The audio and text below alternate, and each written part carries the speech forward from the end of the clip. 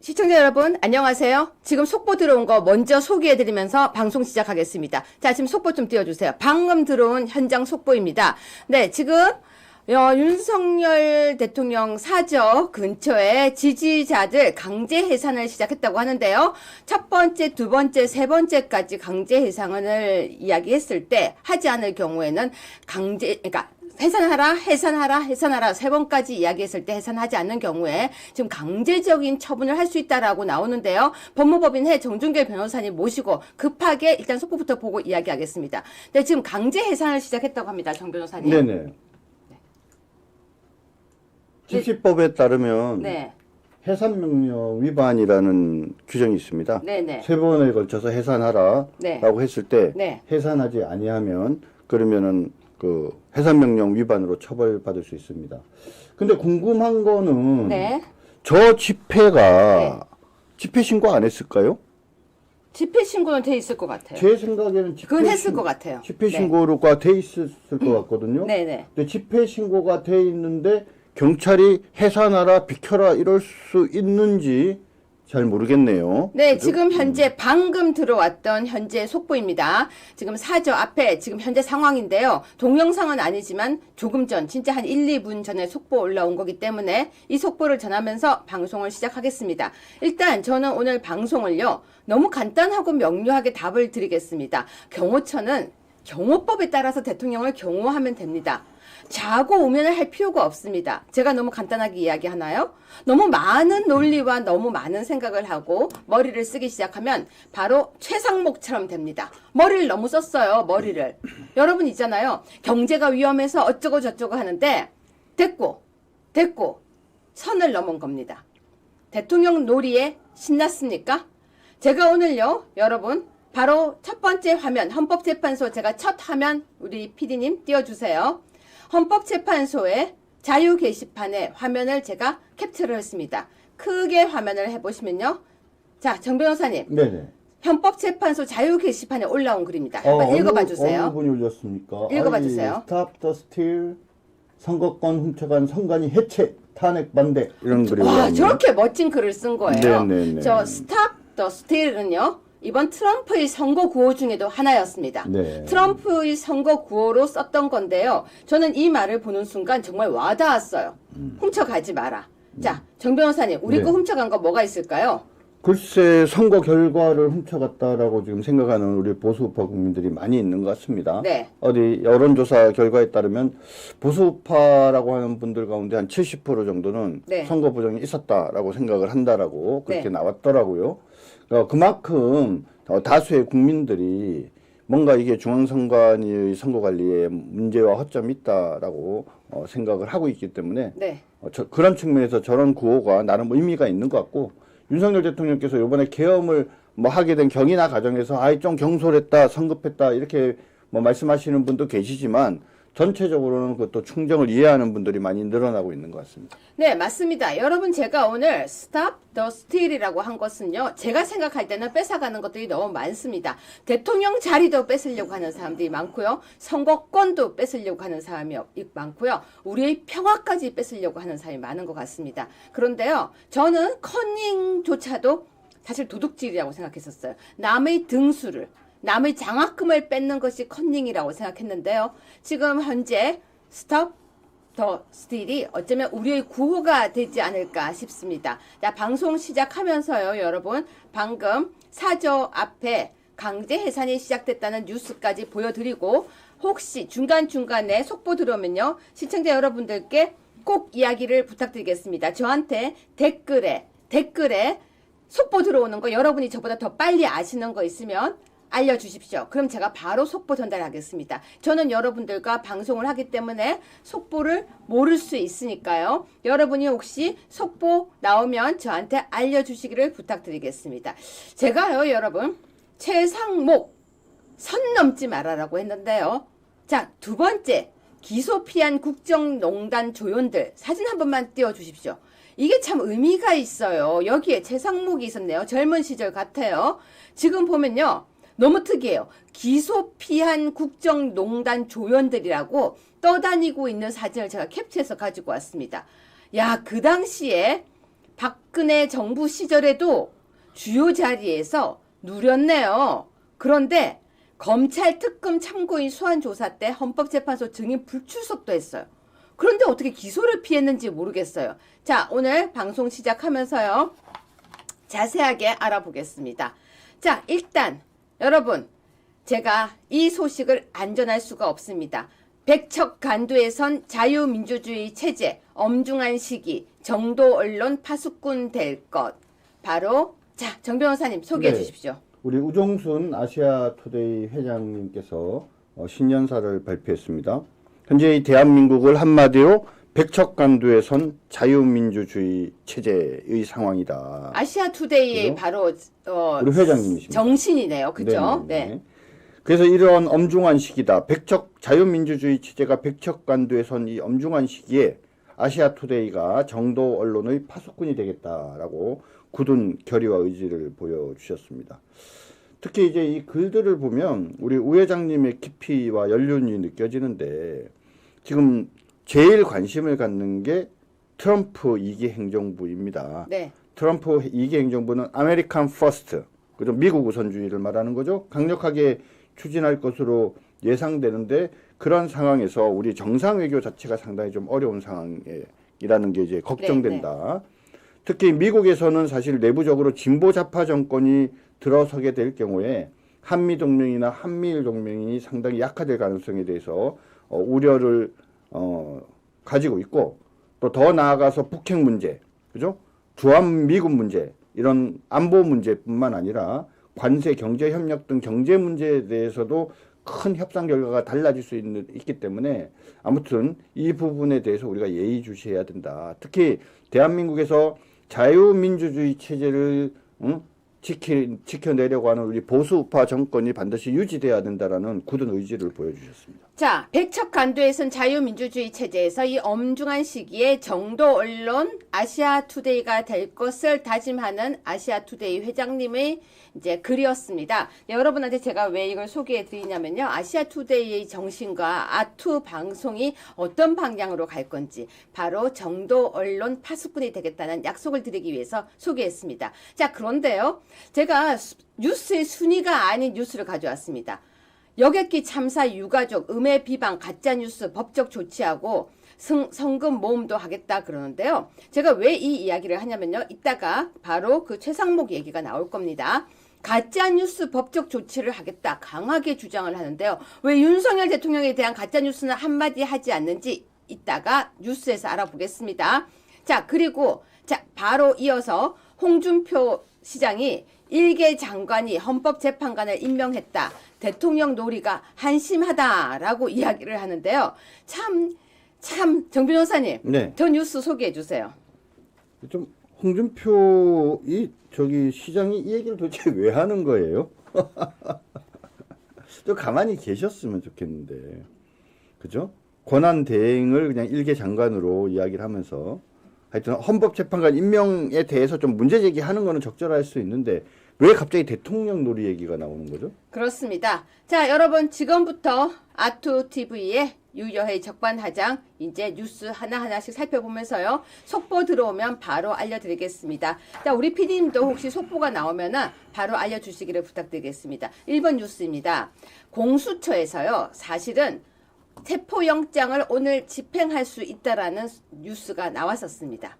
오늘 체포영장을 집행할 수 있다는 뉴스가 나오니까 민주당에서는요. 국회 비상대기령을 내리고 윤석열 체포영장 실행 시에 충돌을 대비하라라고 했습니다. 자, 그렇게 속보가 아침에 나오니까 많은 분들이 사저 앞으로 갔는데요. 그러면서 1-1 뉴스입니다. 윤석열 대통령 측에서는요. 공수처, 경찰 수사 지휘권 없다. 기동대도 나서면 체포될 수 있다라고 했습니다. 뉴스 소개해 주십시오. 네, 지금 이제 자 영장이 나왔어요. 영장이 나와서 체포 또는 수색을 하라고 결정이 된 것과 실제로 체포하거나 수색하는 것은 별개잖아요. 결정하는 것은 판사지만 집행하는 것은 이제 경찰관들이 하는데 그냥 모든 경찰관들이 하는 게 아니라 사법경찰관리가 하는 거예요. 사법경찰관리. 그러니까 경찰은 사법경찰 관리인 경찰과 사법경찰 관리가 아닌 경찰이 있어요. 간단하게 얘기를 하면. 그런데 지금 이제 문제가 되는 게 집행을 하려 그러면 그 앞에 집회하는 사람도 있고 경호처 관계자들도 있고 하니까 사람들이 동원이 돼야 될 거 아닙니까? 그 사람들을 몰아내거나 해산하고 들어가서 체포하거나 수색을 해야 되는데 그거를 가로막고 나서는 경우에 그쵸? 거기 뭐 우리 공수처에 몇 명이나 됩니까? 그 사람 갖고는 할 수 없어요. 그러니까 경찰이 협조 요청을 하는 거는 어쩔 수 없는 거예요. 공수처 입장에서는. 근데 문제가 뭐냐? 기동대가 나서서 이런 체포영장이나 또는 더 나아가서 수색영장을 집행할 수 있느냐의 문제예요. 결론은 뭐예요?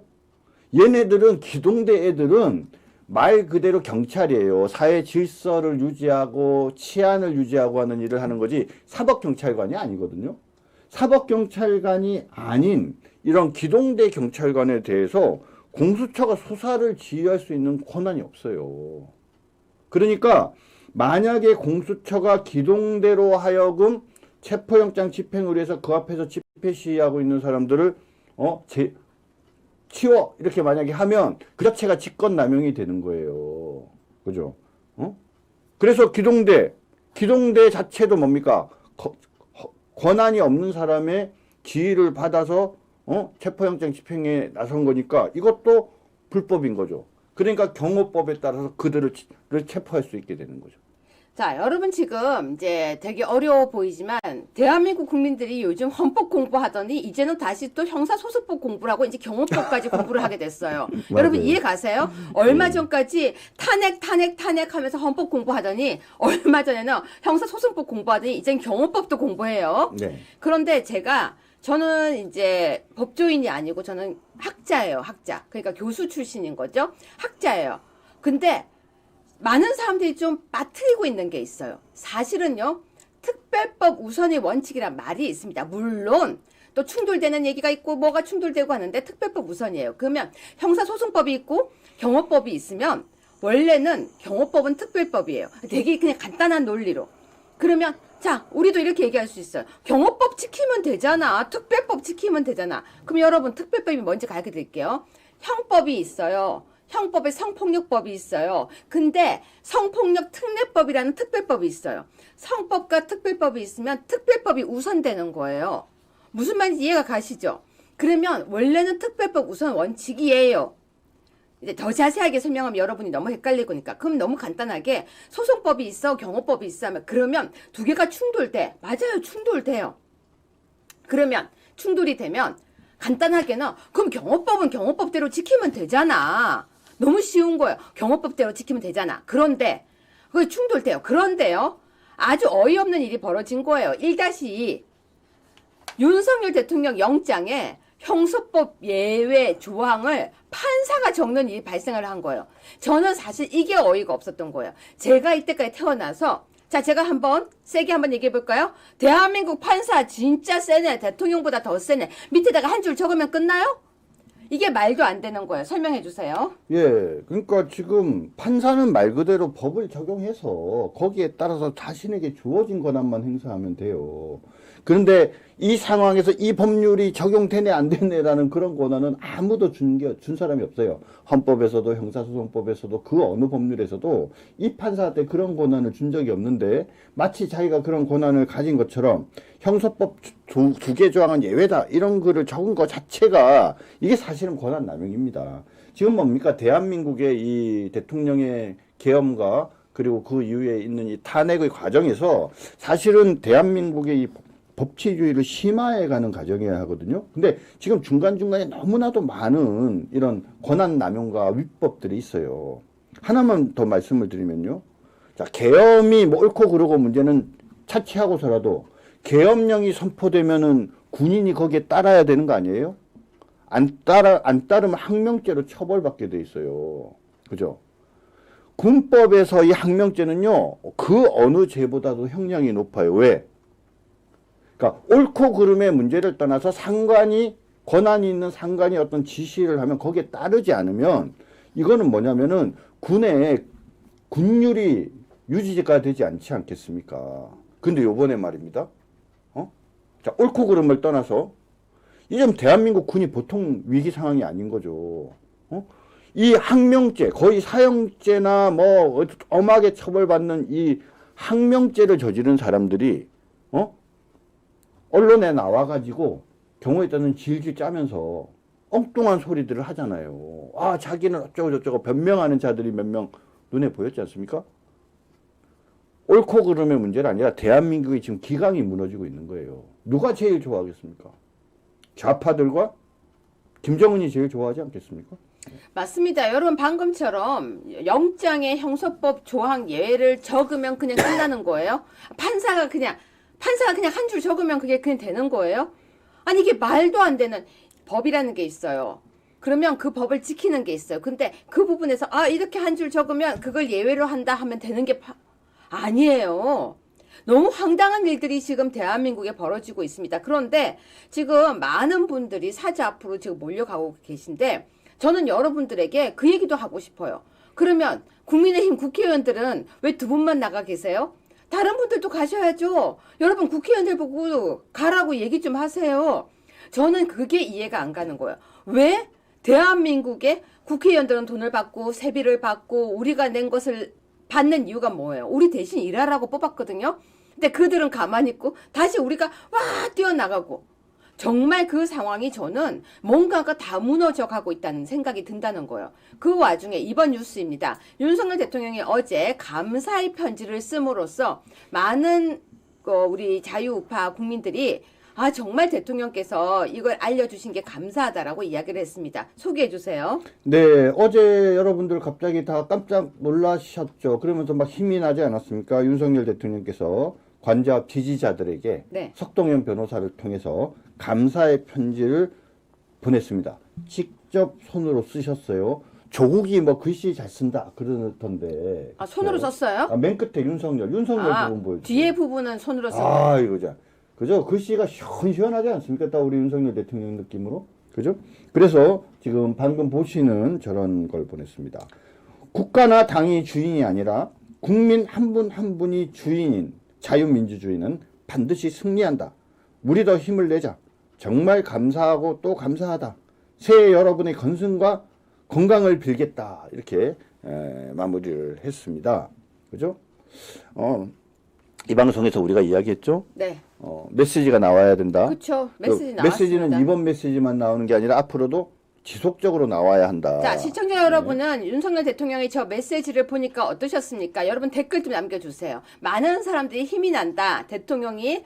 그런데 정 변호사님. 네. 과거 네. 2016년도 박근혜 대통령 때 너무 말이 없었죠? 그렇죠. 그러니까 뭐 보수파의 장점이자 이제 그럴 때는 단점이 돼버리는 건데 메시지 같은 것도 전혀 안 나오고 제가 예전에 방송에서 한번 비하인드 말씀드렸지 않습니까? 네. 3월 그때 10일인가 네. 선거 직전인 3.1절 그다음 3월 4일인가 5일날 그 집회에 박근혜 대통령이 직접 나와서 대국민 호소를 하는 쪽으로 이렇게 쭉 준비를 하고 방향이 잡혔는데 네. 막판에 이렇게 X가 돼버린 거죠. 그렇죠. 그죠? 근데 저는 그러면 안 된다고 봐요. 저는 적어도 윤석열 대통령이 탄핵 재판이 뭐 만약에 지금 현재 진행이 되면 한 3월까지는 3월 10일경 전후까지 간다고 치고 네. 그러면 적어도 뭐예요? 제 생각에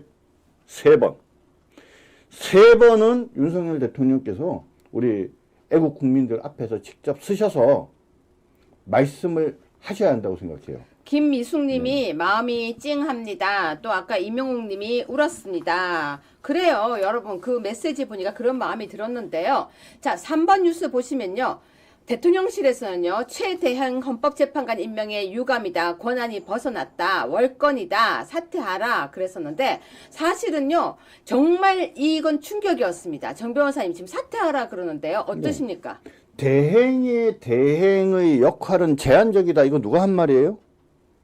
그거 누가 했어요? 최상무기가 했어요. 아니, 자기가 한 얘기예요? 지가 대행의 권한은 역할은 매우 제한적이다라고 얘기를 해놓고, 그죠? 그래 놓고는 헌법재판관을 임명해놓고, 그죠? 그러고 나서 뭐냐면 자기는 사퇴할 수도 있다 이런 소리나 하고 막 울먹울먹 거렸다는 거예요. 그래서 오늘요 황교안 전 당대표께서 뭐라고 썼는지 아세요? 뭐라고 했습니까? 울지 말고 그냥 집에 가라고. 그렇죠. 제가 보기에 최상목 같은 사람은 그냥 가야죠. 우리가 계속 이 방송에서 얘기했지 않습니까? 한덕수 대통령 권한대행에 대한 탄핵 소추는 없었다. 네. 사실상 지금도 여전히 대한민국의 대통령 권한대행은 한덕수로 유효하다. 근데 아쉽게도 한덕수 권한대행이 일단 결과를 네. 보자 그러면서 잠깐 멈춰 있는데, 그죠? 한덕수 권한대행의 권한이 있는 상황에서 권한대행의 대행이 사실상 아닌, 이 최상무기가 지 마음대로 임명한 이 헌법재판소 재판관 임명, 2명에 대한 임명은요, 이건 무효예요, 무효. 아니 그런데요. 자 여러분 외환 위기 오면 누가 막냐 그러면서 회의를 박차고 나갔다고 하는데요. 3-2 뉴스입니다.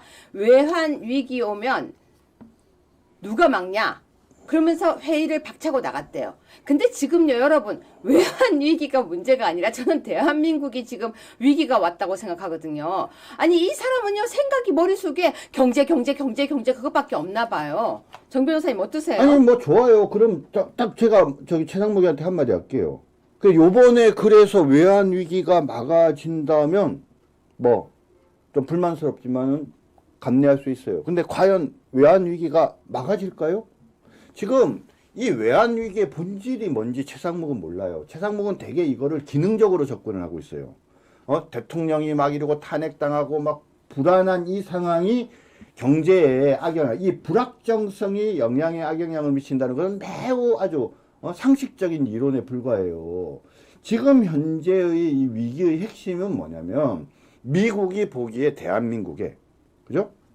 친중적인 성향을 가진 이재명이 정권을 잡을 가능성이 높아지고, 그래서 중국과 북한이 가까워지면서 한미일 동맹이 뭡니까? 삼각동맹이 흐트러지고, 그 과정에서 결국은 여러 가지 안보적 어떤 이슈들이 생길 가능성이 있다라고 걱정을 하기 때문에, 그 안보적 위기가 생기면 뭡니까? 경제라는 것이 위험해지는 거죠. 그래서 이런 어떤 외환 부분이나 경제 부분이나 이런 지표가 흔들리는 거예요. 근데 최상무긴 끄트머리에 있는 이 지표만을 보고 사회가 뭔가 이렇게 불안하기 때문에 이런 일이 벌어진다 그러는데, 최상무 생각은 뭔지 아세요? 이재명한테라도 정권이 가면 안정이 되면 이런 문제가 해결된다고 생각을 해요. 그게 아니에요. 이 상황에서 지금 뭐냐면 이재명 같은 이 민주당한테 정권이 가면요 본격적인 위기가 시작되는 거예요. 이 어리석은 인간아. 근데 3-5 보면요. 윤석열 대통령이 상무가 하면서 그렇게 아꼈대요. 그런데 지금 현재 헌재 8인 체제로 만들어버린 거예요. 네, 맞습니다. 지금 최상목이 무엇을 했냐면요. 헌재 8인 체제를 만들었습니다.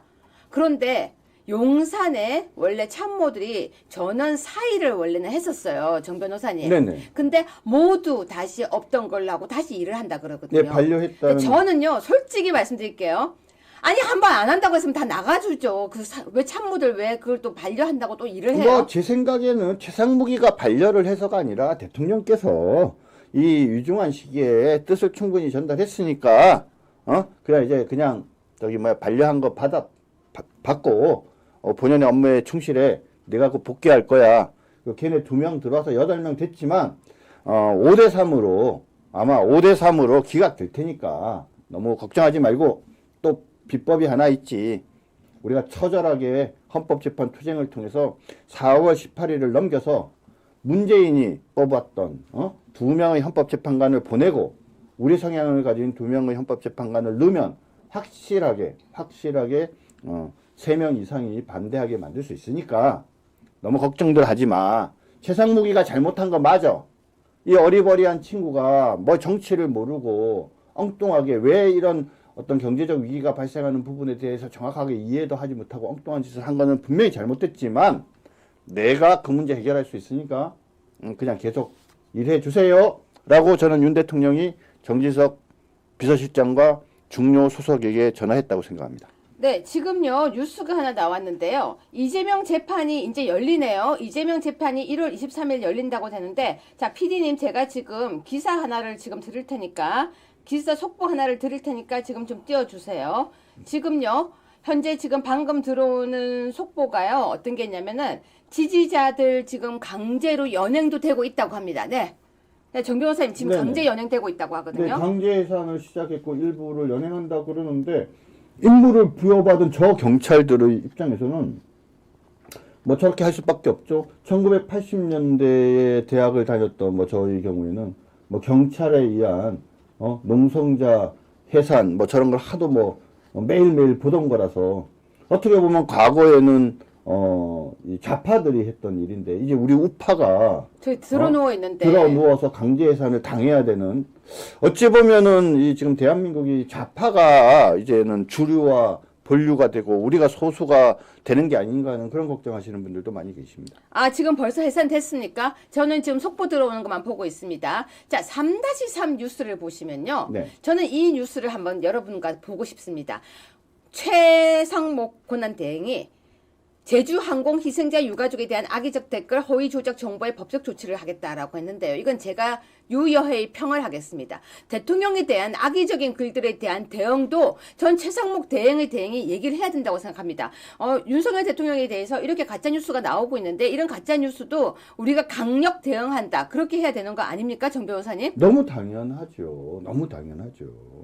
제가 보기에는요, 진짜 이 최상목은 최어리버리 이렇게 별명을 지어주는 게 맞을 것 같습니다. 자, 여러분 지금요, 제가 5번 뉴스에서 안철수가 또 한마디를 하기 시작했습니다. 근데요, 정말 진짜 참 눈치 없습니다. 안철수가 체포영장 발부에 윤석열 대통령에게 법원 결정을 받아들이래요. 안철수는요, 진짜 무식하고 법을 잘 몰라요. 제가 어제 고성국 TV에 나가서 설명을 드렸죠. 형사소송법에 따라서 발부된 영장을 집행하는 것은 적법해요. 경호처법에 따라서 경호처 요원들이 대통령을 보위하는 것은 적법해요. 누군가가 제3자가 대통령을 체포하겠다라고 하면 그것을 막는 것은 적법한 경호예요. 경호법과 형사소송법이 충돌하고 있는 상황이거든요. 그런데 그런 상황에서 안철수는 왜 경호법이 형사소송법에 양보해야 되는지를 설명 못해요. 그냥 무식한 사람이 막연하게 그냥 이 좌파들의 또 논리에 그냥 매몰돼서 그들이 얘기한 관점에서 보면 그것이 법치주의 같죠. 근데 저 같은 사람이 볼 때는요, 양쪽이 나름대로 법적인 근거를 가지고 서로 자기 주장을 할 수 있는 이 상황을 합리적으로 풀어나가는 것이 법치주의죠. 그런데 분명히 말씀드리지만 형사소송법에 경호처법이 양보해야 될 하등의 이유가 없습니다. 그래서 각자가 자기 법의 어떤 목적이나 기능에 충실하면서 부딪힘이 생길 수밖에 없는 것이고 그 부딪힘은 어떻게 보면 너무나도 당연하다. 제가 분명히 말씀드립니다. 지금 뭐냐면 공수처에서 뭐라고 얘기를 해요. 자기네들 말이야 집행하는 것을 막으면 공무집행 방해다라고 얘기를 하죠. 형법에요. 정당방위라는 게 있어요. 정당행위라는 게 법률에 규정된 행위라는 경호처법에 따라서 그것을 경호의 관점에서 막는 행위는 법률이 정한 정당한 행위에 해당하기 때문에 처벌당하지 않습니다. 네. 자, 그렇습니다. 여러분 지금 안철수가 나서서 또 이렇게 얘기하는 와중에 제가 진짜 깜짝 놀랐어요. 김웅이가 오히려 바른 말을 합니다. 윤석열 체포 위법한 공무집행 가능성 제기. 오히려 김웅이 똑바른 말을 해요. 검사 출신이죠? 네, 그렇습니다. 네, 저게 무슨 얘기인가요? 자, 이제 조금 이건 설명을 드려야 될 것 같은데 뭐라고 얘기했냐면 부대찌개 라면론 이런 얘기를 했어요. 자, 이게 무슨 말이냐? 식품위생법상 여러분 이제 편의점에 갔어요. 그럼 거기서 컵라면이나 라면은 조리해서 먹을 수가 있어요. 무슨 말인지 알죠? 컵라면이나 라면을 사서 뜨거운 물을 부어서 먹을 수는 있는데 거기서 부대찌개는 먹을 수가 없어요. 그죠? 근데 이제 어떤 사람이 뭐라고 얘기하면, 야, 부대찌개도 라면 있잖아. 부대찌개지만 거기 라면이 있으니까 라면 먹을 수 있으니까 부대찌개에 라면이 있으니까 라면 들어간 부대찌개도 먹을 수 있는 거야. 라고 이야기하는 거다. 야, 그러면 식약청 담당자가 그걸 보면 물론 라면이 있지만 라면은 부수적인 거고 본류는 부대찌개잖아요. 부대찌개 라면 안 먹어도 되는 거 아닙니까? 그죠?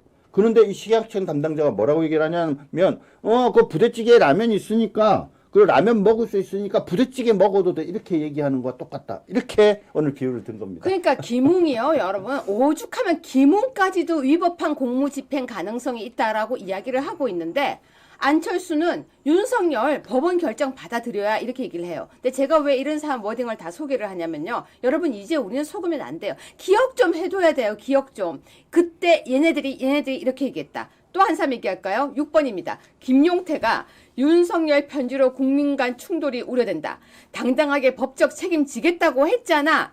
미안해요. 저 꼰대라고 해도 괜찮아요. 나이도 어린 애가 당당하게 법적 책임지겠다고 했잖아. 라고 하면서 법적 책임지세요. 이게 무슨 말입니까? 아니 근데 그러니까 김용태 같은 그러니까 안철수 김용태 같은 애들이 공부를 좀 해야 돼요. 이게 무슨 말이냐면 보세요. 당당하게 법적 책임을 지겠다라는 것은 윤 대통령께서 검사 출신의 법률가지 않습니까? 그래서 법적 책임 지겠다 이거예요. 법적 책임을 지겠다는 의미는 달리 얘기하면 법이 허용하는 모든 내 권리와 권리를 행사하면서 내가 주장하고 싶은 바를 주장하겠다라는 거 아니에요? 법적 책임을 지겠다라는 것이 딱 오랏줄 보내면 곤봉 보내면 맞고 그냥 묶이고 하는 게 법적 책임지는 거예요? 법적 책임을 따져보겠다라는 거예요. 당당하게. 자신 있으니까 난 내란 아니라고 생각해. 내가 정말 국민과 자유민주주의를 위해서 올바른 선택을 했다라고 생각하고 법적으로 제대로 판단받겠다고 하는 게 당당하고 법적 책임지겠다고 하는 거예요. 근데 그렇게 하는 차원인데 한쪽에서 일방적인 어떤 주장을 하고 있어서 그걸 못 받아들이겠다고 얘기한 게 왜 기존에 윤석열 대통령이 얘기한 것과 배치되는 것처럼 말을 하냐고요. 이거 왜 그런 줄 알아요? 김용태가 무식해서 그런 거예요. 윤석열 대통령이 당당하게 법적 책임을 지겠다라는 말과 지금 경호처가 경호처 법에 따라서 정당하게 직무를 행사하겠다는 이야기는요. 같은 얘기지 모순되는 얘기가 아니에요. 충돌은 왜 우려되는 거예요? 좌파들이 그리고 공수처가 무리해서 국민이 뽑은 대통령을 왜 자꾸 애써서 지금 헌법재판 진행되고 있는데 자꾸 구속하려고 그래요? 체포하려고 그러고? 그 시도가 잘못된 거 아니에요? 네, 그러니까 6-1입니다. 장경태가 이야기합니다. 윤석열 내란 선동죄도 추가하라. 근데 여러분 제가 미안하지만요. 내란죄라고 하면서 내란 선동죄도 추가하래요. 아이고 참 고맙습니다. 내란죄라고 지금 그날리 내란 수괴라고 하면서 수괴가 여러분 내란 수괴 보고요. 선동죄도 추가하래요. 이석기 의원 유죄 받았다고. 정 변호사님 설명 좀 해주세요. 네, 그러니까는 그러니까 이 가짜 뉴스를 만드는 무식한 자들의 특징인데요. 이석기가 내란 선동으로 유죄 받은 건 맞아요. 근데 이석기가 내란 선동으로 유죄를 받았다고 윤석열 대통령이 내란 선동으로 처벌받아야 된다는 논리는 도대체 어디서 나온 거예요? 자, 그 와중에 7번 박찬대는 오늘 바로 윤석열 체포하라 하고 나섰어요. 국회는 입법을 만드는 기관이잖아요. 국회의원은 입법을 하는 사람이고 윤석열을 체포하는 건 누가 하는 거예요? 자, 체포 여부를 결정하는 건 사법부가 하는 거예요. 체포하는 집행행위는 누가 해요? 경찰인데 경찰은 크게 보면 행정행위를 하는 사람이잖아요. 입법부가 행정부에 대해서 체포하라, 체포하지 마라, 구속하라, 구속하지 마라. 이렇게 하면 이게 지금 이게 월권 아니에요? 이게 월권일이죠. 그러니까 이게 지금 권력 분립이라는 게 제대로 개념이 있어요. 그러니까 이 대한민국에 말입니다. 지금 뭐 판사, 검사, 그리고 이 국회의원, 언론인 할 것 없이 모두 다 이 머릿속에 법치 개념이 없는 거예요. 헌법 존중의 개념이 없고 전부 다 정파적인 생각만 있는 거예요. 자신들은 무조건 옳다 이거예요. 그러면서 법을 정파적인 입장에서 자꾸 해석을 해요. 그리고 자기네들이 갖지도 않은 권한을 갖는 것처럼 엉뚱한 짓을 하는 거죠. 그러니까 이 시건방진 박찬대가 원내대표라고 지가 왜 윤석열을 체포하라 마라 얘기를 해요?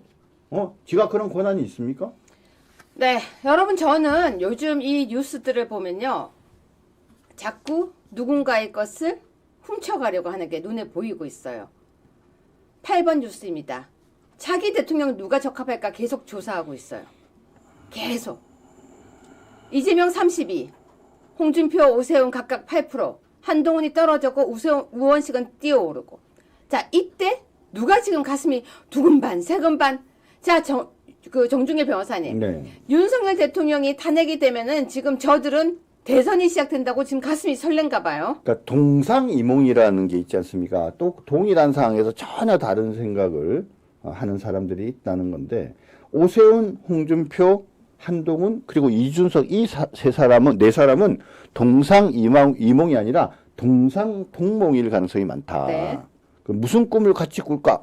대선이 시작돼서 윤석열 대통령이 탄핵되는 것이 자신에겐 정치적 이익이라고 생각을 하고요. 그래서 본인들이 대통령이 되고자 하는 꿈을 가진 자들이 같은 꿈을 꾸는 사람이 바로 오세훈, 홍준표, 한동훈, 이준석 이렇게 네 사람인 거죠. 제가 재미있는 사진 하나 보여드릴 건데요. 우리 박경련님 너무 감사합니다. 우리 아투TV에 여러분이 아투TV를 응원하는 방법은 구독과 좋아요 그리고 슈퍼챗과 후원입니다. 구독과 좋아요는 여러분의 사랑입니다. 여러분 지금 구독을 꼭 좀 부탁드리겠습니다. 100만이 돼야지만 아시아투데이 아까 우리 회장님 말씀처럼 정론으로 저희가 커나갈 수 있습니다. 자, 8-1 뉴스인데요. 저 깜짝 놀랐어요. 정 변호사님 네. 지금 저 동상이 세워진 지 얼마 안 됐어요. 자, 8-1. 아니, 저 사진 좀 보여주세요. 아니 사진 소개 좀 조금 해주세요. 이따 보여주셔야죠. 네, 소개해주세요. 네. 아니 동대구역에 지금 박정희 대통령 동상이 생겼는데 그게 이제 안경을 씌우면 홍준표라는 거죠. 이제 보여주세요 한번. 여러분들 보시기 어떻습니까? 사진을 지금 비교해 놨는데 저 지금 그 동상이 박정희 대통령의 얼굴 같습니까? 오히려 홍준표에 가까운 것 같습니까? 사실은 저도 맨 처음에 이 동상을 보고 얼굴이 조금 박정희 대통령을 안 닮으신 것 같다 이런 생각을 했었어요. 그쵸. 예. 그런데 사실은 저는 저게 홍준표를 닮았을 거라고 꿈에도 생각을 못 했는데, 그죠? 진짜 안경을 그려 넣어서 사진을 비교해 보니까, 아니, 이거는 박정희 대통령이 아니라 홍준표를 닮은 게 맞는 것 같습니다. 네. 네, 여러분 저는요 조기 대선 이런 얘기 좀 기사 좀 안 썼으면 좋겠습니다. 아니 무슨 얘기인지 계속해서 차기 대통령 누가 적합할까? 그리고 지지율 계속 나오면서 홍준표가 지금 올라가고 있어요. 지금 뭐 오세훈이 올라가고 있어요. 아니 한쪽에서는 대통령이 지금 죽어가고 있는데 이런 거 꼭 하고 싶습니까? 아, 정말 저는 이건 좀 아니라고 저는 생각해요. 여러분은 어떻게 생각하십니까? 진짜 저는 이건 좀 아닌 것 같아요. 자, 그런데 아닌 사람 또 등장입니다. 9번 뉴스입니다. 김종혁이요. 한동훈 활동한대요. 소개해 주세요. 예, 방금도 말씀드렸지만 차기 대통령 4명이 같은 꿈을 꾸고 있다 그랬죠. 오세훈, 홍준표, 한동훈, 이준석. 그 중에 한 명이 이제 한동훈이 그 자기의 이제 그 앞에 나팔수죠. 김종혁을 내세워 갖고 1월부터 활동을 재개할 거라고 이야기를 하면서 계엄 때처럼 목소리를 낼 거다라고 얘기를 했습니다. 여러분이 예상하는 한동훈의 목소리, 계엄 때처럼 내는 목소리는 무엇일까요 생각하세요? 이준석하고 똑같이 하는 거네요. 이준석보다 더 세게 할걸요?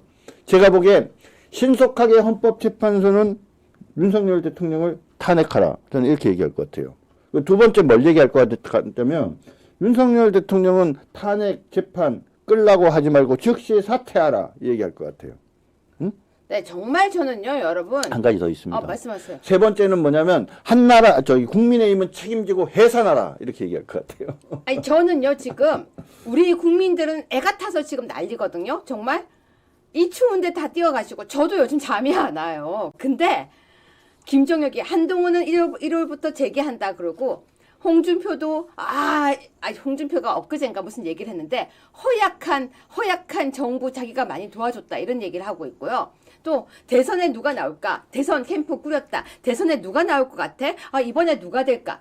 저는 이건 진짜 아닌 것 같아요. 그 와중에 정말 아까 그 동상도 보니까요. 저는 박정희 대통령 아닌 것 같아요. 너무 얼굴이 달라요. 그리고 김종혁이 한동훈 이제 활동 재개할 거야. 죄 지은 것도 아닌데 이제 활동할 거고 정말로 이제 계엄 때처럼 목소리 낼 거야 하는데 9-1 보면요. 이준석이 또 뭐라고 해요. 즉각 하야해. 나 조기 대선 안 나가도 돼. 이건 또 뭔 소리예요? 이게 뭐냐면요. 이제 이준석이 생일이 네. 뭐 3월 30일인가 뭐 그렇다고 하더라고요. 그래서 네. 1월 달 안에 탄핵이 만약에 인용이 되면 네. 그러니까 40살이 안 된대요. 네네. 그런데 2월 달에 되면은 그러면 이제 그 대통령 선거에 나갈 수 있다는 겁니다. 그래서 이게 무슨 말이냐면 야, 나 대통령 선거 나가는 거 포기할 테니까 윤석열 대통령 당장 하야해 이 말이에요. 1월 달에 하야를 하면 본인이 대통령이 못 나가거든요. 40세가 안 돼서. 나 대통령 나가도 안 나가도 좋으니까 하야해 이 말이에요. 네. 근데 이게 사실은 근데 자기가 지금 그런 소리 할 때예요? 할 때는 아닌데 이제 이거 갖고 노이즈 마케팅 하는 거죠. 그러니까 뭐냐면 내가 말은 이렇게 하지만 윤 대통령님 설마 1월 달에 그만두시진 않겠죠? 저 대통령 좀 나가게 해주세요. 이 얘기랑 똑같은 얘기입니다. 자, 아무튼요, 여러분 10번 뉴스를 보시면 아마 여러분 얼마 전에 놀랐을 겁니다.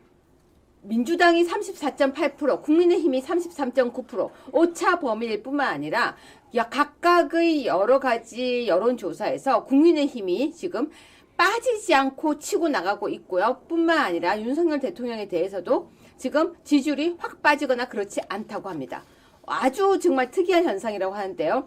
박근혜 대통령 때와 다른 이 현상 어떻게 보십니까? 뭐 일단 학습 경험이라고 생각을 합니다. 저희가 그러니까 무기력하게 너무나도 무기력하게 당했는데 나중에 알고 보니까 내다바이 당한 거죠. 네. JTBC의 그 말도 안 되는 태블릿 PC 네. 때문에 우리가 나중에 지나보니까 태블릿 PC는 최순실의 게 아니래요.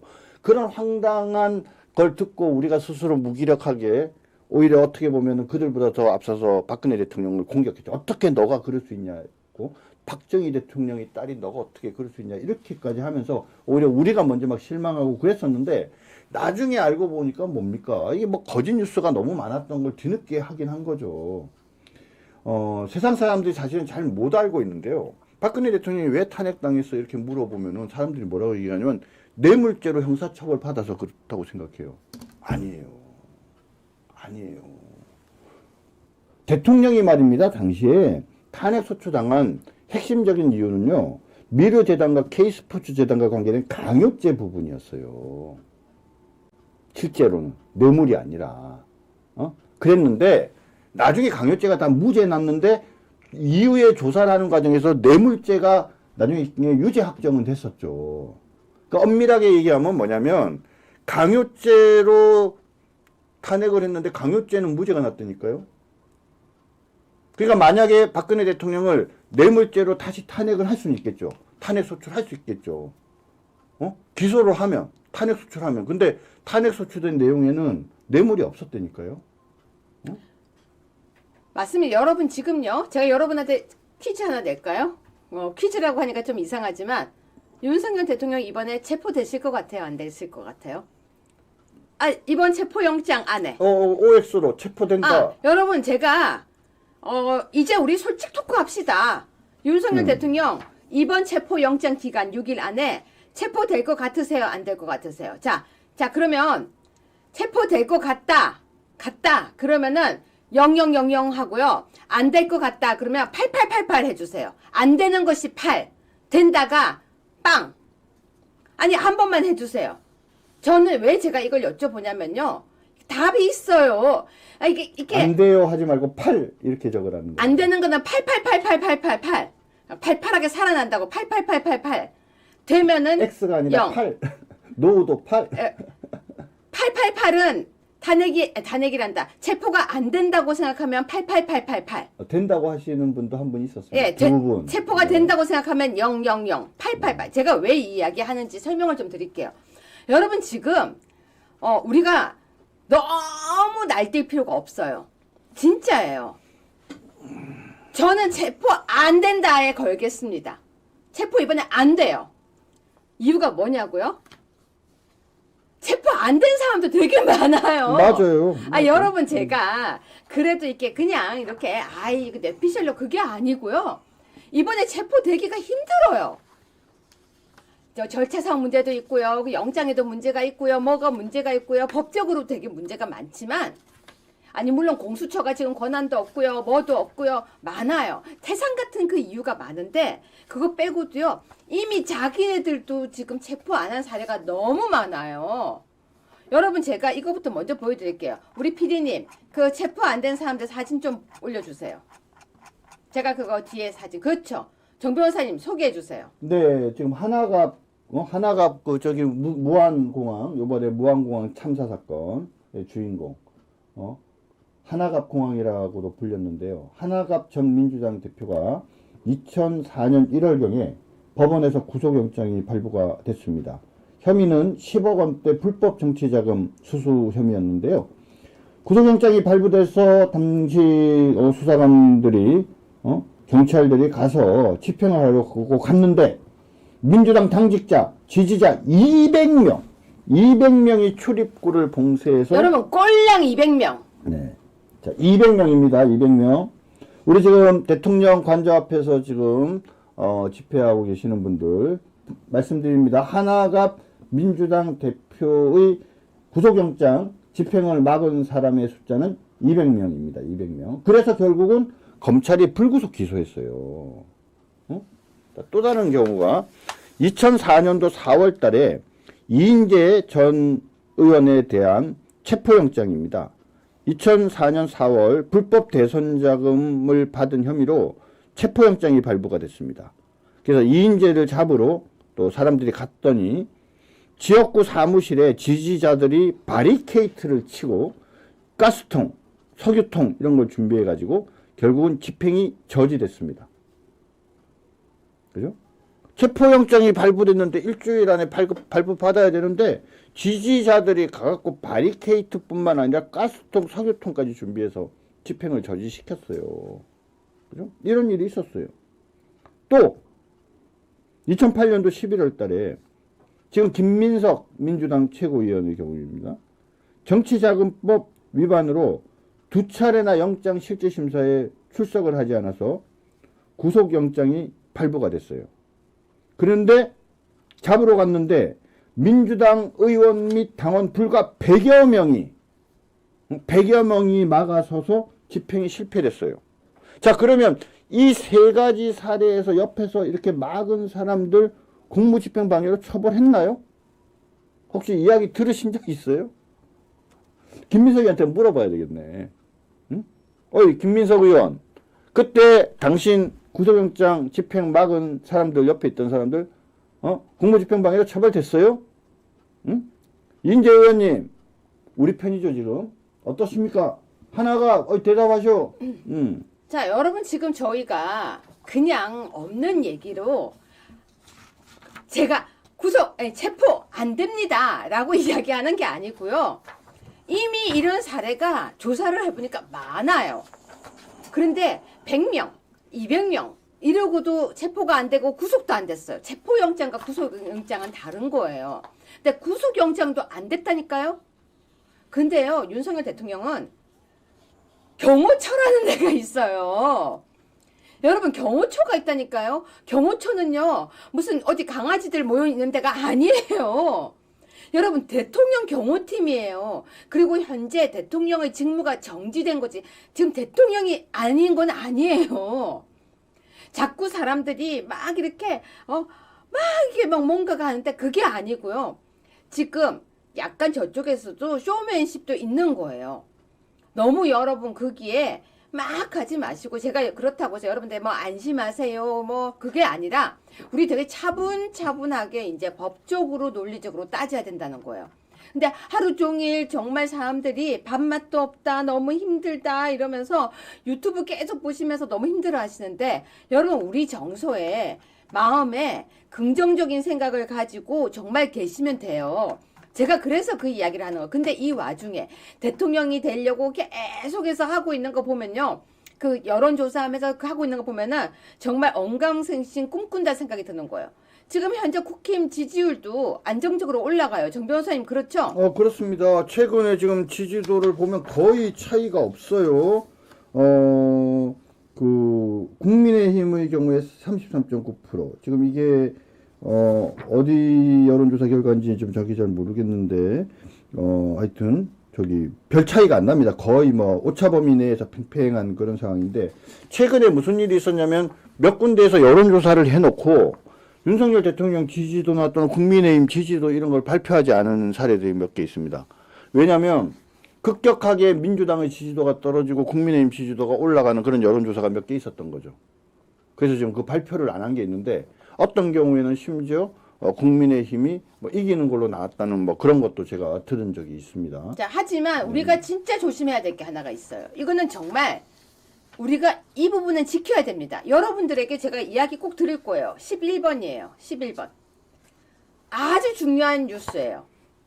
수사 기록 헌지 제출을 막아야 돼요. 여러분, 이게 우리가 포인트예요. 방송에서 그냥 이렇게 이야기만 하는 게 아니라 이게 우리가 진짜 지켜봐야 될 포인트죠. 11번 뉴스입니다. 정 변호사님 소개 좀 해주세요. 예, 저는 오늘 이 방송을 윤석열 대통령 가까운 분들, 윤석열 대통령께서나 또는 윤석열 대통령 가까운 분들, 그리고 변호인들이나 변호인과 연락이 가능한 분들이 꼭 보기를 원합니다. 지난 박근혜 대통령 탄핵 심판을 위해서 왜 박근혜 대통령이 탄핵됐냐라고 얘기를 하면 간단하게 얘기하면 그거예요. 국회에서 탄핵 소추하면서 사유로 든 거는 한 10개 가까이 돼요. 근데 모든 게 다 기각되고 딱 하나가 받아들여졌어요. 그게 뭐냐면 바로 K스포츠 재단과 미르재단 등과 관련된 강요죄 관련된 부분이 받아들여졌어요. 근데 그것이 어떻게 받아들여질 수 있었느냐? 수사기관에서 수사한 수사 기록들이 대거 전부 다 헌법재판소에 들어갔기 때문입니다. 그 들어간 정도가 아니라 뭡니까? 재판이 시작되기 전에 미리 다 봤어요. 수사 기록이라는 건 뭡니까? 제가 뭐 특수부에도 있었고 중수부에도 있었지만 검찰은 기본적으로 뭡니까? 기소를 목적으로 유죄 심증을 가지도록 기록을 준비를 하잖아요. 그 기록들이 갔으니 헌법재판관들이 머릿속에는 이미 박근혜 대통령의 강요죄, K스포츠 재단과 미르재단과 관련된 부분에 대해서는 위법이고 위헌이라고 머릿속에 있는 상태에서 재판을 시작을 한 거예요.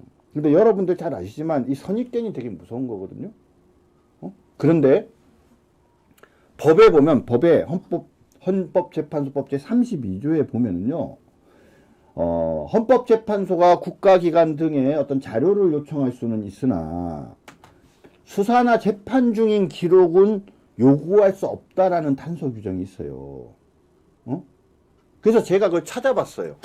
왜? 무슨 이유로 다른 국가기관에서는 자료를 받을 수 있게 하면서도 수사나 재판 중인 기록은 받지 못하게 했느냐? 두 가지 이유가 있습니다. 첫 번째는 뭐냐? 본질적으로 헌법재판은 징계재판이고 형사재판은 범법자를 처벌하는 재판이잖아요. 그래서 비슷한 면도 있지만 차이점이 존재한다. 그래서 두 번째는 뭐냐면 형사재판의 수사 결과가 일방적으로 이 징계재판인 헌법재판에 들어오게 되면 그 악영향을 받는다. 제가 아까 말씀드린 그런 의미예요. 악영향을 받기 때문에 속칭 말하는 무죄 추정의 원칙, 그죠? 또는 이런 어떤 개념에 맞지 않는 상황들이 만들어진다. 입증 책임을 검찰이나 소추된 사람이 가끔 갖는데 그런 자료가 대거 들어오게 되면 결국은 소추한 국회 측에 유리한 자료만 일방적으로 들어오는 거잖아요. 그렇기 때문에 공정하고 객관적으로 자료를 마련할 수 없다. 판단하기가 어렵다. 그것 때문에. 그렇기 때문에 그런 자료를 보지 않고 판단해야 된다라는 이유 때문에 이 단서 규정이 들어갔다는 거예요. 더 중요한 문제 하나 말씀드릴까요? 여러분 형사재판에서 말입니다. 유죄의 입증 책임은 검사가 지잖아요. 그거는 달리 얘기하면 증거를 검사가 준비해서 제출을 하는 거예요. 너무 당연한 얘기 아닙니까? 그런데 말이에요. 판사가 검사한테 야 유죄의 증거로 이거 준비하세요. 저거 준비하세요. 이러면 돼요? 안 돼요? 안 되지 않습니까? 그죠? 그런데 지금 수사 기록을 받는데 헌법재판소가 판단을 해야 되는 헌법재판소가 국회 측이 준비해야 될 증거들을 지네가 준비해주는 이게 공정한 재판이 될 수 있습니까? 그렇기 때문에 또 더더욱 이런 수사나 재판 중인 기록을 헌법재판소가 달라고 요구하지 못하게 한 거예요.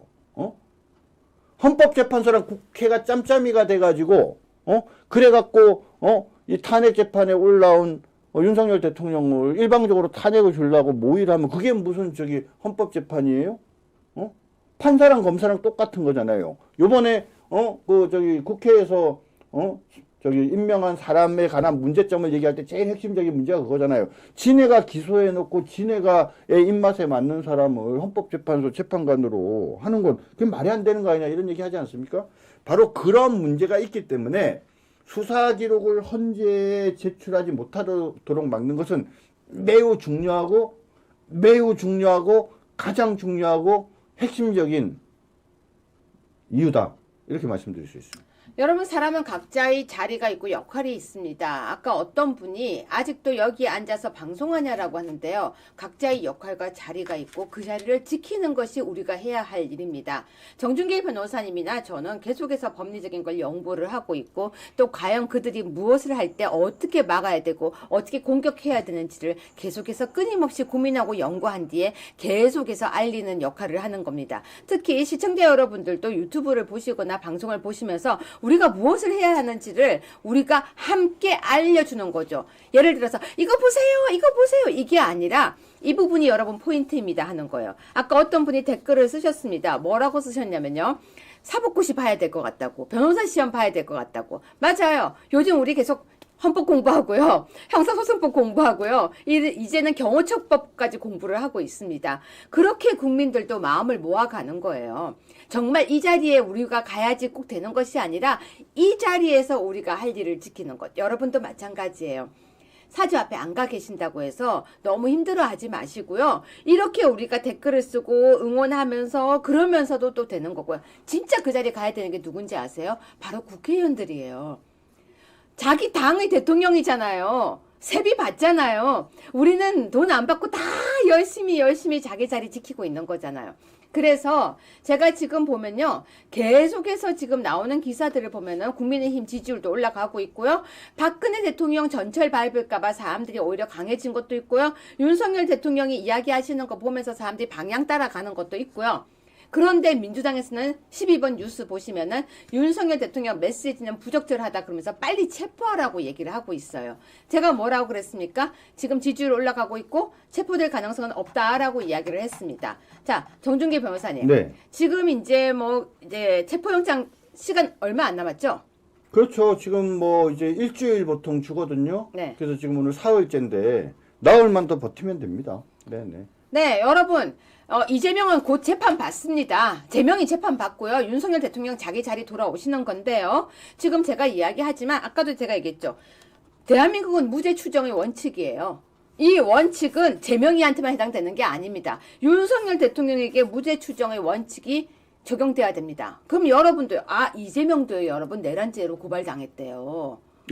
아니 됐대요. 제가 어디서 봤는데. 그러면 이재명도 조사를 해야죠. 자, 여러분, 무죄 추정의 원칙대로 윤석열 대통령에게 적용하라고 외치는 것도 여러분의 몫이고요. 또 경호처가 있으니까 경호처는 경호법에 따라달라고 이야기를 하면 돼요. 그거 역시 우리가 외치는 구호예요. 경호처는 경호법에만 충실해 주세요. 아니, 자기네 법에 충실하면 돼요. 이탈하면 안 돼요. 누가 이탈했죠? 최상목이 이탈한 거예요. 그쵸, 정 변호사님? 네, 맞습니다. 네. 그래서 특별법 우선의 원칙에 따라서 경호법에 이재명 재판 23일이라고 했던 것 같아요. 특별법 우선의 원칙에 따라서 경호법에 따라서 경호처는 대통령을 경호하고 그리고 경호처는 대통령을 경호하고 국민들은 정말 댓글도 쓰고 힘도 모으고 마음도 모으고 그리고 최상목은 선 넘지 말고 이제 집에 가면 되고 어차피 대행에 대행 다 난리 난다. 그리고 제발 언론에서는 대통령 선거가 어떻게 되고 그런 얘기 하지 말고 그리고 스탑 더 스틸이라고 훔치지 마요. 우리 거 훔쳐가지 마요. 우리 대통령 훔치지 말고요. 우리 선거권 훔치지 말고요. 우리 평화 훔치지 말고요. 자, 정 변호사님 네. 마무리 발언해 주세요. 지금 이제 여러 가지 혼란들이 있는데 저는 여러분들께서 자신감을 가져도 된다라고 생각을 합니다. 윤석열 대통령께서 굳건한 의지를 가지고 자유민주주의 대한민국을 수호하는데 끝까지 앞장서서 싸우겠다라고 말씀하고 계십니다. 2016년도에 우리는 정말 무기력하게 박근혜 대통령을 보냈습니다. 그죠? 하지만 많은 또 우리 보수우파 자유우파 국민들께서 이번에는 절대 그럴 수 없다. 또 그러지 않으리라고 확신하고 있습니다. 현재 그들이 말도 안 되는 체포영장, 수색영장을 받아가지고 좀 집행을 하겠다라고 하면서 막 지금 선전전을 하고 있는데요. 제가 분명하게 말씀드립니다. 그들이 형사소송법에 따라서 압수영장, 그러니까 수색영장과 체포영장을 집행할 수도 있어요. 하지만 경호처는 또 경호법에 따라서 대통령을 막고 경우에 따라서는 이 여러 가지 장구를 사용할 수 있는 그런 권리들도 있습니다. 우리는 그 앞에서 집회 시위를 하면서 우리의 집회 시위를 그들이 체포영장과 수색영장을 집행한다는 이유로 우리의 집회와 시위를 방해한다면 그들을 집시법 위반으로 문제 삼을 수 있습니다. 자신감을 가지시고요. 그리고 우리 주변에 또 저를 비롯한 많은 법률가들이 있으니까 신뢰하시고 함께 대한민국, 자유대한민국 지켜갔으면 좋겠습니다. 시청자 여러분, 저는요, 우리끼리는 싸우지 않았으면 좋겠습니다. 근데 댓글 보면은요, 너 왜 거기 앉아있어? 나가! 저는 이런 사람 우리 편 아니라고 생각해요. 각자 자리에서. 제 말 한번 들어보세요. 마무리해 볼게요. 공수처장은 공정하게 일하면 돼요. 근데 공수처장도 월권하는 거예요. 최상목이요, 선 넘은 거예요. 맞죠?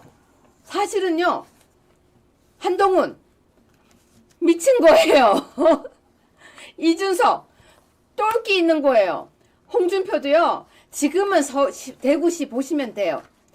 조중동도요, 그러시면 안 돼요. 자기 자리를 지킬 때 아무 문제도 일어나지 않습니다. 그러면 공수처는요, 대통령을 지키면 되는 거예요.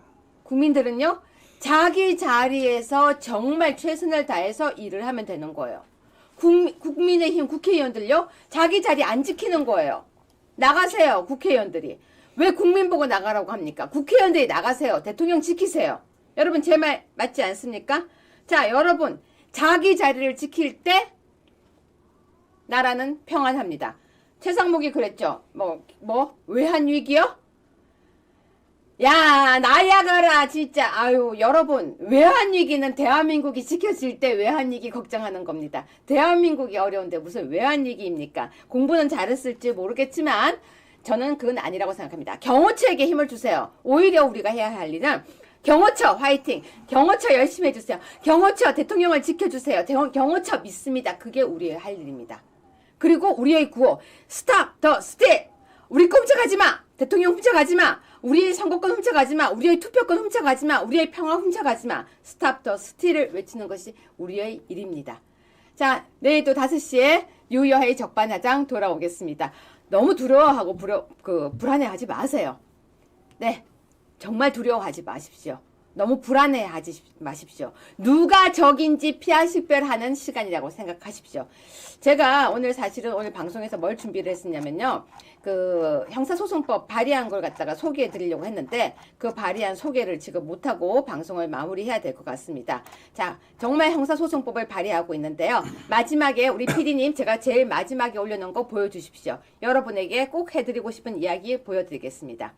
어려운 순간에 함께 해주는 사람은 진짜 당신을 아끼는 사람입니다. 이런 사람은 절대 쉽게 떠나지 않습니다. 박근혜 대통령 때도 마찬가지였죠. 쉽게 떠나지 않았습니다. 윤석열 대통령에게도 경호처가 대통령을 지켜줄 거라고 생각하고 우리 역시 대한민국을 지키는 자유우파 국민이라고 생각합니다. 오늘 이 말을 마지막으로 여러분들께 편안한 저녁 되시라고 이야기를 하면서 마무리하겠습니다. 정준길 변호사님 감사합니다. 시청자 여러분 구독 부탁드립니다. 아투 감사합니다.